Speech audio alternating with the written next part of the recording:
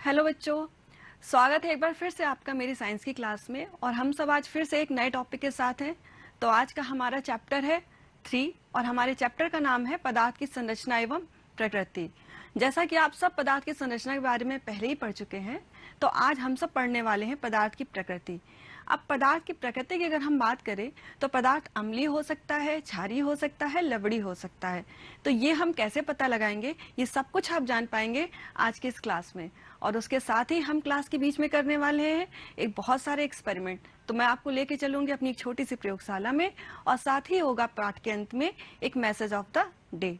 तो ये सब कुछ है आज की क्लास में। तो ये सब कुछ जानने के लिए जुड़े रहिए हमारे साथ। तो चलिए स्टार्ट करते हैं फिर।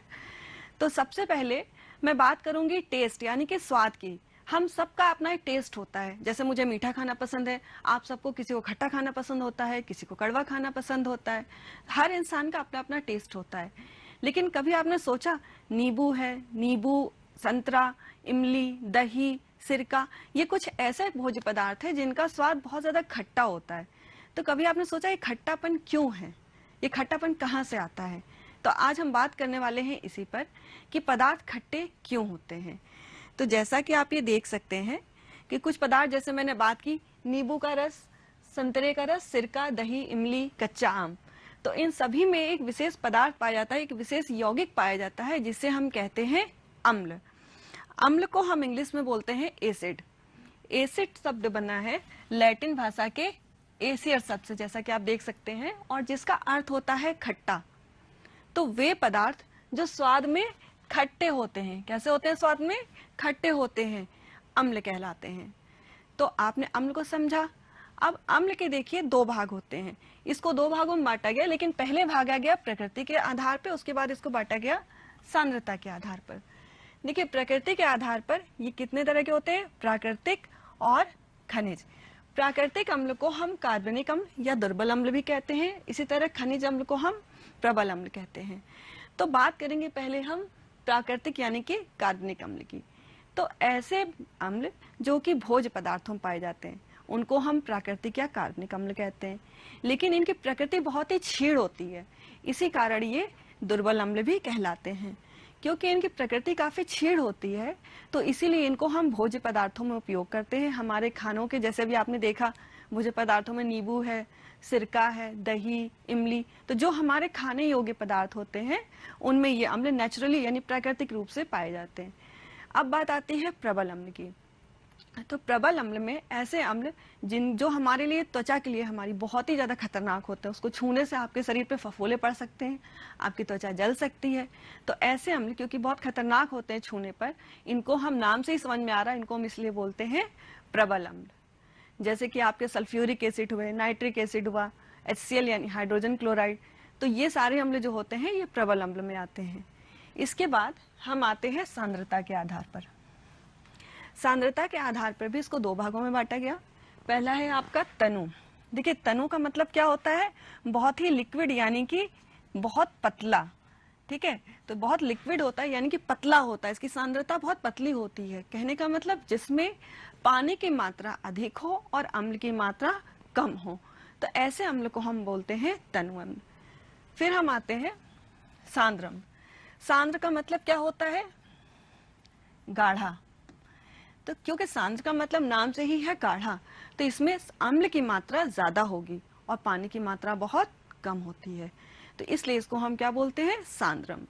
अब देखिए, हम जो सांद्र अम्ल होता है इसको हम चेंज कर सकते हैं तनु अम्ल में, लेकिन हम तनु को सांद्र में नहीं कर सकते, लेकिन सांद्र को तनु में चेंज कर सकते हैं। कैसे करेंगे? देखिए, जब गाढ़ा अम्ल है उसमें अगर हम पानी की मात्रा मिलाएं, लेकिन आपको अम्ल में हम पानी नहीं डाल सकते, हमको पानी में अम्ल डालना है। पहले आप किसी पात्र में पानी लीजिए, फिर धीरे धीरे अम्ल को उसमें मिलाते जाइए और अपने आप ही वो धीरे धीरे थोड़ा थोड़ा डालिए और मिलाइए, तो इस तरह से वो तनु अम्ल में बदल जाएगा। लेकिन अगर आपने उल्टा कर दिया तो इससे जलने की संभावना बढ़ जाती है। लेकिन अगर फिर भी कभी जल जाए तो आपको क्या करना है? फिर आपको पानी की, बहुत सारे ठंडे पानी की मात्रा से उसको धोना है। बार बार पानी डाल के अगर आप धोएंगे तो जलने का जो प्रभाव होगा वो उसको धीरे धीरे निष्क्रिय कर देगा। तो इस तरह से आपने समझा कि अम्ल क्या होते हैं।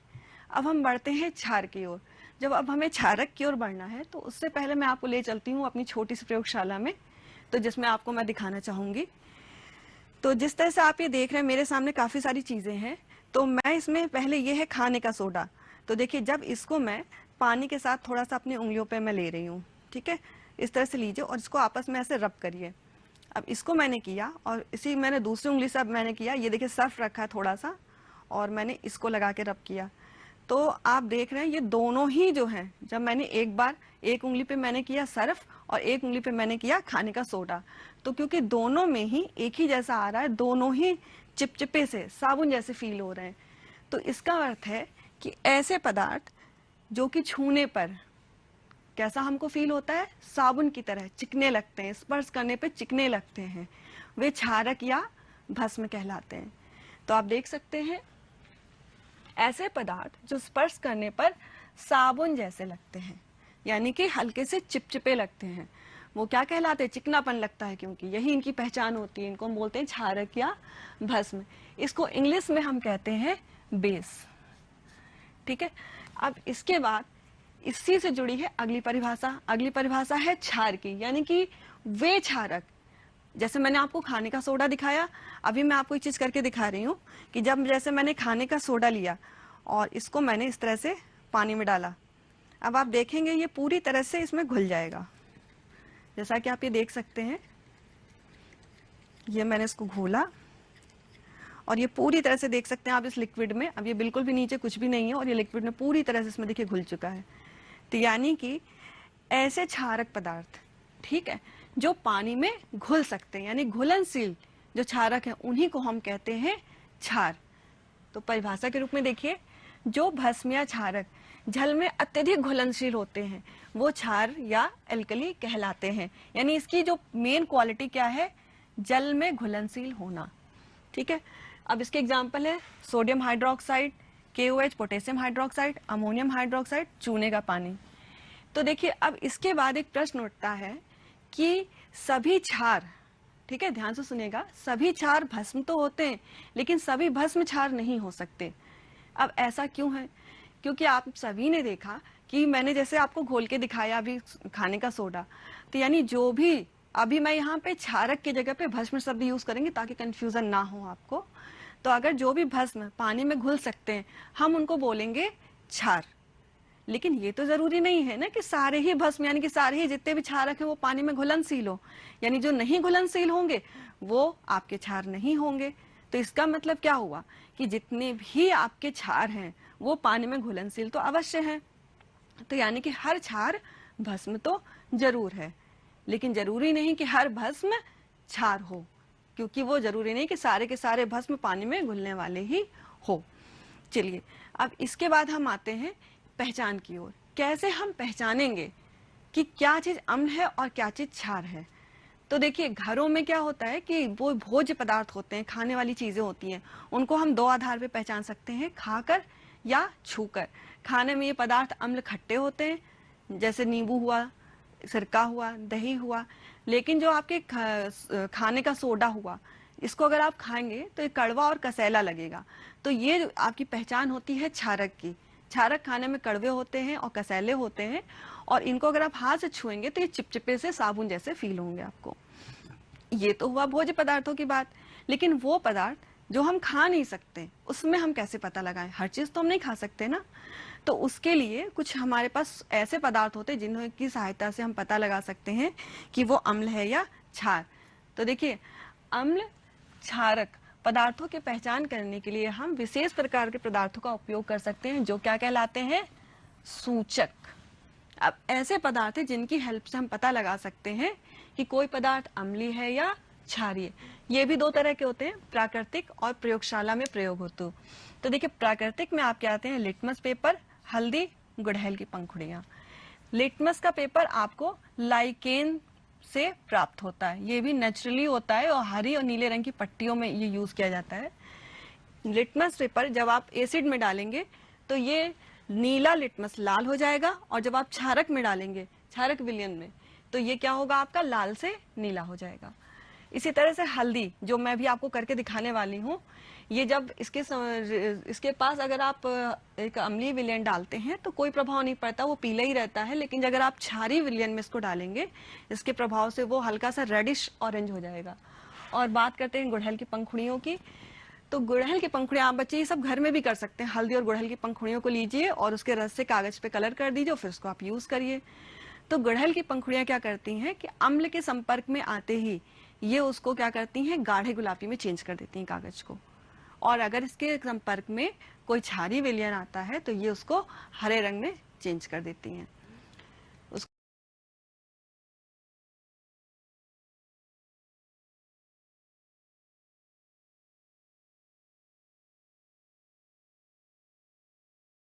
को नीला रंग हम लोग अपने घरों में नहीं यूज कर सकते, इसको प्रयोगशाला में ही प्रयोग किया जाता है। इसके अलावा फेनोफ्लिन है, मिथाइल ऑरेंज है। तो ये तीनों ही चीजें आपके प्रयोगशाला में यूज की जाती हैं ये जानने के लिए कि कोई पदार्थ अम्लीय है या क्षारीय। तो इसके बाद अब हम आते हैं, ये कुछ पदार्थ है जिनको मैं भी आपके सामने ये लिटमस पेपर्स पे चेक किए गए हैं और मैं आपको हल्दी के ऊपर करके दिखाती हूँ। तो चलिए फिर से चलते हैं अपनी प्रयोगशाला में। तो चलिए एक बार फिर से आपका स्वागत है मेरी प्रयोगशाला में। जैसा आप ये देख सकते हैं, ये है कुछ देख रहे हैं आप, ये हल्दी की स्ट्रिप्स हैं।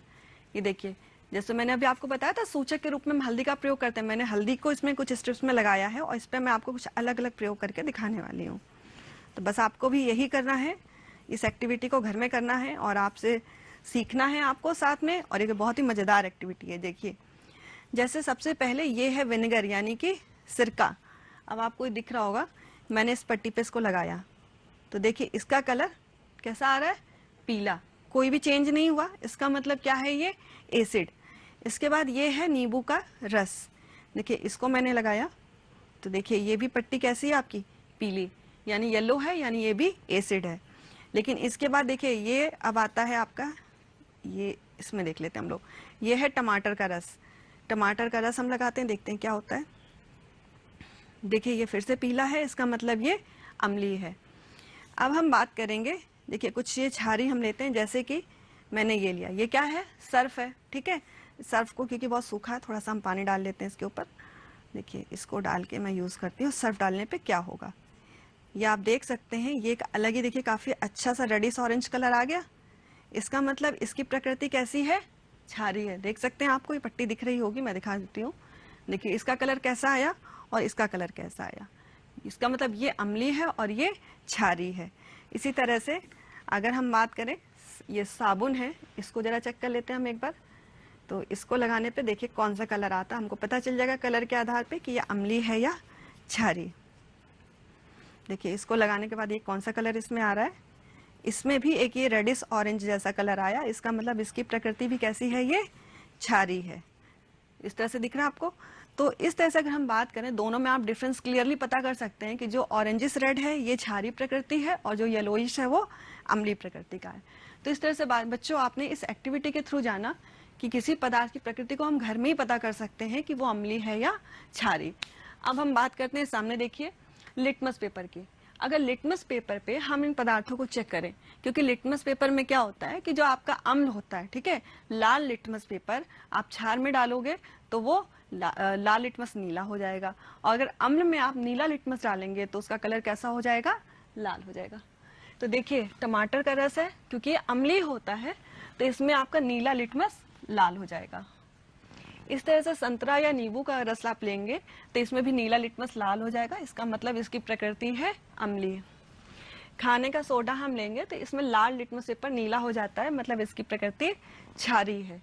इस तरह से सिरका लेंगे तो इसमें नीला लिटमस लाल हो जाएगा, यानी कि ये अम्लीय है। लेकिन नमक का विलयन, देखिए नमक का विलयन एक ऐसा होता है कि इसको अगर हम लेंगे तो इसमें ना तो लिटमस पेपर लाल ही कोई रिएक्ट करेगा ना ही नीला, मतलब इसकी प्रकृति ना तो अम्लीय है और ना ही क्षारीय है, ये है उदासीन। अभी हम लोग आगे इसी के बारे में बात करने वाले हैं। फिर है शैम्पू, तो इसमें भी लाल लिटमस नीला हो जाता है, मतलब ये है क्षारीय। तो अब हम बात करते हैं, जैसे मैंने बोला उदासीन एक वर्ड बोला मैंने, तो अगर सोचिए कि हम अम्ल और क्षार को दोनों को आपस में मिक्स कर दें तो क्या होगा। तो दोनों को अगर हम मिला देते हैं अम्ल और क्षार को, तो इसके लिए हम क्या करें कि हम दो परख नलियाँ लें, ठीक है।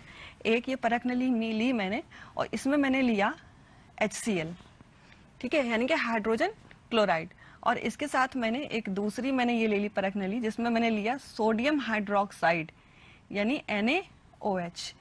लेकिन दोनों की सांद्रता एक जैसी होनी चाहिए, दोनों ही लिक्विड जो है एक सांद्रता के होने चाहिए। और इन दोनों विलयन में हम पहले क्या करेंगे, इसमें लिटमस पेपर से हम चेक करेंगे, क्योंकि ये क्षारीय है तो इसमें क्या होगा, आपका लाल लिटमस नीला हो जाएगा। फिर इसमें हमने डाला लिटमस पेपर नीला तो वो लाल हो जाएगा। लेकिन जब दोनों को हमने एक ही में मिला दिया, ठीक है, ये क्या है, आपको दोनों को आपने मिक्स कर दिया और फिर दोनों लिटमस को डाल के हमने अलग अलग चेक किया, तो कोई भी प्रभाव नहीं पड़ता। ना तो नीला लिटमस लाल होगा, ना ही लाल लिटमस नीला होगा। यानी कि इस प्रक्रिया में दोनों ने एक दूसरे को प्रभाव को पूरी तरह से निष्क्रिय कर दिया। यानी यही प्रक्रिया कहलाती है हमारी उदासीनीकरण, जहां पर अम्लीय विलयन और क्षारीय विलयन एक दूसरे के प्रभाव को पूरी तरह से निष्क्रिय कर देते हैं। ये प्रक्रिया कहलाती है उदासीनीकरण। और इस प्रक्रिया में निकल, जैसा आप देख सकते हैं सामने, ये वही जो मैंने आपको करके दिखाया, वही उसको रिएक्शन फॉर्म में दिखाया गया है कि HCl यानी हाइड्रोक्लोरिक अम्ल और NaOH यानी सोडियम हाइड्रोक्साइड, इन दोनों को जब हम मिक्स करते हैं तो सोडियम क्लोराइड यानी जो आप नमक खाते हैं इसको सॉल्ट बोलते हैं, वही ये लवण है आपका, ये बन जाता है, प्लस जल बनता है और प्लस ऊष्मा। यानी उदासीनीकरण अभिक्रिया में निर्मित नए पदार्थ को लवण कहते हैं। आपने देखा ये क्या पदार्थ बन के आया आपका, लवण। और इस प्रक्रिया में देखिए जो ऊष्मा निकल रही है इसको हम बोलते हैं उदासीनीकरण ऊष्मा। तो जब हम ये पूरी प्रक्रिया करते हैं तो जो मिक्सचर होता है उस परख नली का, उसका तापमान भी थोड़ा सा इंक्रीज हो जाता है। क्यों? इस उदासीनीकरण ऊष्मा के कारण, क्योंकि इस पूरी प्रक्रिया में ऊष्मा निकल रही है, इसकी वजह से परख नली का तापमान बढ़ जाता है। तो अब हम इसके बाद आते हैं उदासीनीकरण की प्रक्रिया के बाद इनके क्या उपयोगिता है। तो देखिए अम्ल, क्षार या लवण तीनों का ही हमारे दैनिक जीवन में क्या उपयोग है, वो उसके अलावा औद्योगिक क्या उपयोग है वो भी हम देख लेते हैं।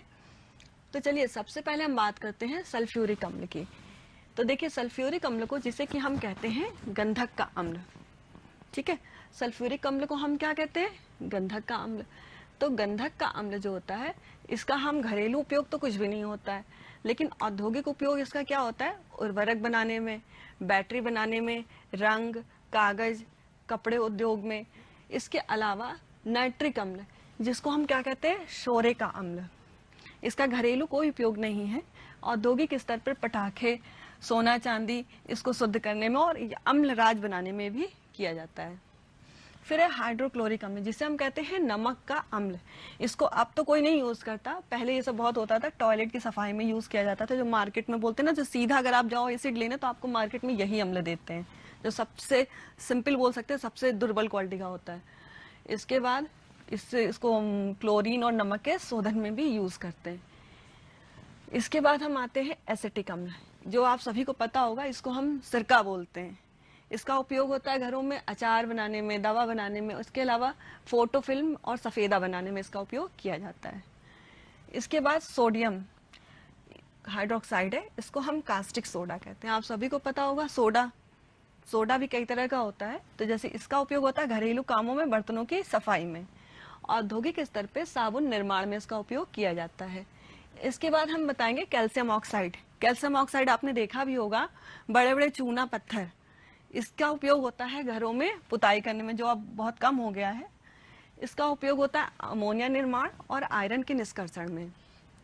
इसके बाद सोडियम क्लोराइड, जो मैंने आपको बताया था, उदासीनी प्रक्रिया थी हमारी उदासीनीकरण की, उसमें जो बनने वाला आपका लवण था उसको हम बोलते हैं कॉमन सॉल्ट, यानी NaCl, जो मैंने आपको भी थोड़ी देर पहले बताया था। सोडियम क्लोराइड, इसको हम नमक बोलते हैं, इससे ORS का घोल भी बनाया जाता है।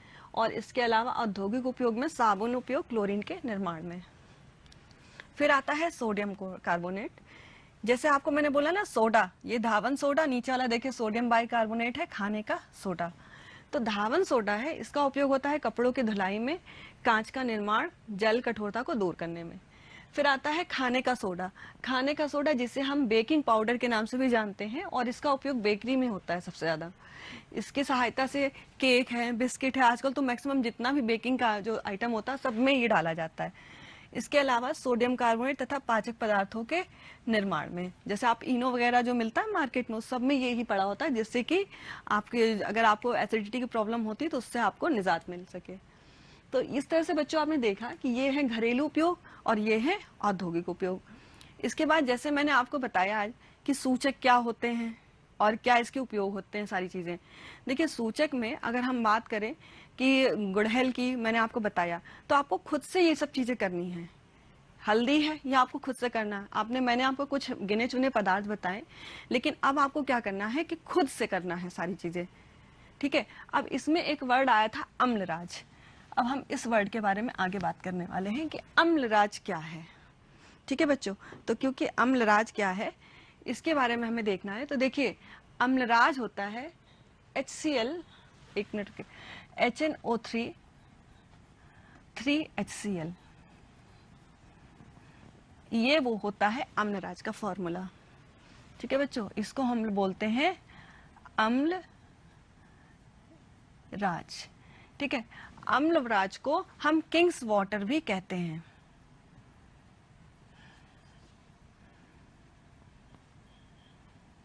इसको हम बोलते हैं किंग्स वाटर। अब देखिए जो किंग्स वाटर यानी कि शाही जल। अब अम्लराज को अम्लराज क्यों बोलते हैं बताइए, सोचिए इसका नाम अम्लराज क्यों पड़ा। किसी चीज के आगे नाम उसको अगर हम वरीयता दे रहे हैं, उसको हम प्रायोरिटी दे रहे हैं, इसका मतलब उसमें कुछ तो ऐसा होगा ना जो दूसरों से हटकर होगा। तो यानी जो दूसरे अम्ल होते हैं उससे इसकी कैपेसिटी काफी हद तक ज्यादा होती है। और यहाँ तक कि जो नोबल आपकी मेटल्स होते हैं, यानी जैसे कि सोना हुआ, प्लेटिनम हुआ, ये उसको भी गलाने की क्षमता रखता है कुछ मेटल्स को छोड़ के, जैसे कि आपका रोडियम हुआ, ओके। और इस तरह से कुछ को छोड़ के बाकी ये सोना होना सबको गला देता है। तो इसीलिए इसके आधार पे इसको नाम दिया गया अम्लराज।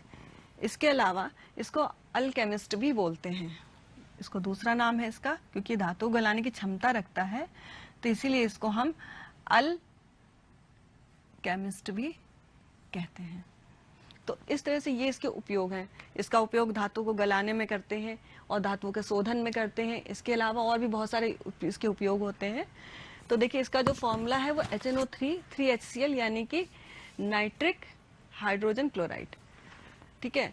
तो इस तरह से ये नाइट्रिक एसिड हाइड्रोजन हाइड्रोक्लोराइड है, तो ये फॉर्मूला होता है आपका अम्लराज का। तो ये आपने सीखा बच्चों आज कि अम्लराज क्या है और क्या इसके उपयोग है। तो देखिए अब हम बात करते हैं इसके सावधानियों की कि हमें क्या सावधानियां रखनी चाहिए। आपने अम्ल पढ़ लिया, क्षार पढ़ लिया, लवण पढ़ लिया, लेकिन जो अम्ल ऐसा जैसे मैंने आपको बताया था कि दुर्बल होता है, प्रबल होता है। तो देखिए दुर्बल अम्ल से तो हमें कोई दिक्कत नहीं, हम उसको खा सकते हैं और खाने के ही पदार्थों में पाया जाता है, जैसे मैंने आपको पहले बताया था। देखिए मैं आपको दिखा देती हूँ। जैसे ये मैंने आपको बताया था कि टमाटर में आपका सॉरी इसके पहले है, ये देखिए, हाँ, जैसे नींबू के रस में मैंने आपको बताया था कि साइट्रिक अम्ल पाया जाता है। तो साइट्रिक अम्ल अगर आप चाहें तो इसको तो हम नींबू खाते ही हैं, तो ये हमारे लिए हार्मफुल नहीं होता है। इसके अलावा देखिए संतरे के रस में भी है साइट्रिक अम्ल। इसके अलावा सिरका, सिरका जो कि कई तरह का होता है।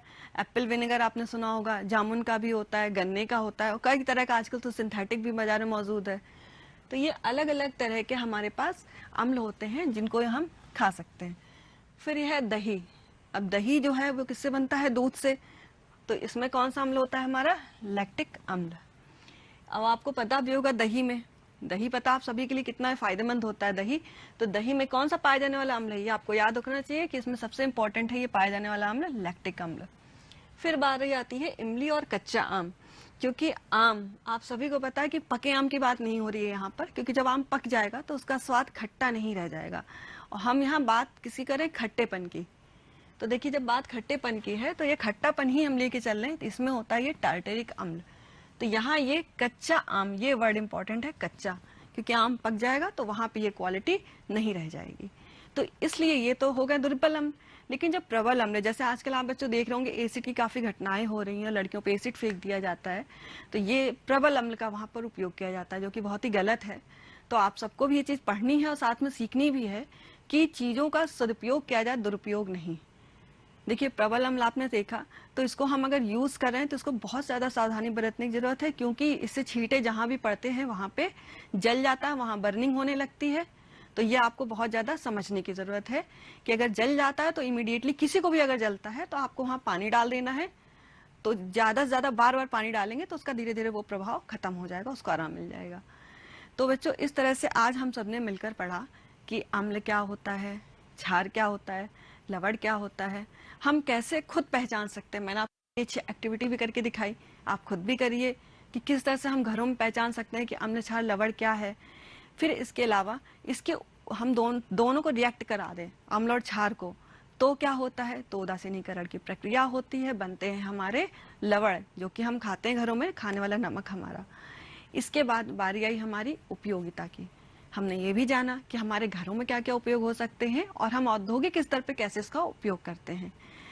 इसके बाद हमने बात करी क्या क्या सावधानियां हमको रखनी चाहिए, अगर कोई जल जाता है तो हमें क्या करना चाहिए प्रबल अम्ल से, वो सारी चीज़ें। तो बच्चों ये सब तो आपने जान लिया। अब फिर हम, जैसे मैंने आपसे स्टार्टिंग में कहा था कि हम लास्ट में दिखेंगे एक मैसेज, तो अब बारी आती है मैसेज ऑफ द डे की। तो चलिए हम देख लेते हैं कि आज का हमारा मैसेज ऑफ द डे क्या है। ओके बच्चों, तो पहले आप ये वीडियो देखिए।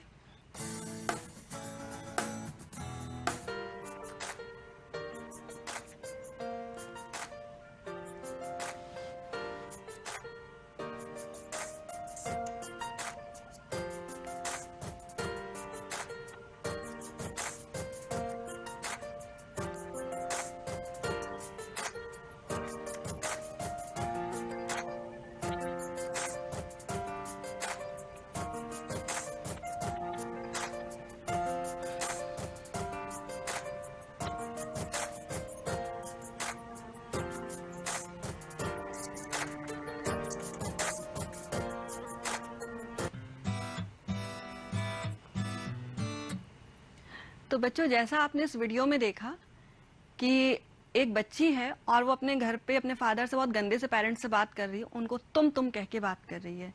उनके फादर ने समझाया भी कि बेटा कायदे से बात करिए, आपको बड़े लोगों को तुम करके नहीं बोलना चाहिए। तो उसने उल्टा क्या किया, बात अपनी मानने के लिए उल्टा उसने विरोध किया अपने फादर के, नहीं मैं तो ऐसे ही बात करूंगी। फिर क्या हुआ, घर में तो उसने बोल दिया, पेरेंट्स ने भी इग्नोर कर दिया, चलो ठीक है नहीं सुन रही। लेकिन बच्ची जब बाहर गई तो उसने वही लैंग्वेज यूज करी, तो क्या हुआ, जो उससे साथ में खेलने वाला बच्चा था उसने मना कर दिया। उसने सीधे एक शब्द कहा कि तुम गंदी बच्ची हो, मैं तुम्हारे साथ, आप गंदे बच्चे हो, मैं आपके साथ नहीं खेलूंगा। तो क्या हुआ, अब उस बच्चे को बहुत बुरा लगा। अब वो घर में आई अपने फादर से, उसने यही बात कही कि मुझे रोहन खिला नहीं रहा, उसने कहा कि मैं गंदी बच्ची हूँ। तो इससे आपने क्या सीखा कि हमको हमेशा आप शब्द का प्रयोग करना चाहिए। यही हमारा आज का मैसेज ऑफ द डे है कि आप शब्द का प्रयोग करें। आपको तुम की जगह पर आप शब्द का प्रयोग करना है, क्योंकि जैसा हम बोलेंगे वैसे ही हमसे हमारे छोटे बच्चे, घर के भाई बहन भी वही चीजें सीखेंगे। दूसरी बात, हम जैसी रिस्पेक्ट, जैसा सम्मान अपने लिए चाहते हैं, हमको दूसरों को भी वही सम्मान देना होगा। आपको भी जरूरत है सीखने की कि आप दूसरों को वही सम्मान दे सकें। जब आप दूसरों को देंगे तभी आप उम्मीद करेंगे कि दूसरे आपको दें। आप घर में जो चीज सबको तुम करके बोल रहे हैं, उसकी जगह पे अगर आप करके बोलेंगे तो आपको वो डिफरेंस दिखेगा। आप खुद सोचिए, अगर आपसे तुम करके मैं बात करूं, वो सुनने में आपको ज्यादा अच्छा लग रहा है, या मैं आप करके बात कर रही हूँ, वो आपको सुनने में ज्यादा अच्छा लग रहा है। तो कभी भी अच्छे वर्ड किसी को भी सुनने में बहुत अच्छे लगते हैं। देखिए ये सब होता है वर्ड्स का मैजिक। हमारे शब्दों में एक जादू होता है, आपको वही क्रिएट करना है, अपने शब्दों में एक मैजिक लाना है, ऐसा बोलना है कि सामने वाला आपकी बात को सुनना चाहे। और ये तभी संभव है जब हमारी बातों में रिस्पेक्ट होगा। तो इसी के साथ बच्चों हम आज की क्लास अब हम लेते हैं अलविदा और मिलते हैं अपनी अगली क्लास में एक नए टॉपिक के साथ। सभी बच्चों को प्यार भरा नमस्कार। बच्चों, आपका आज की गणित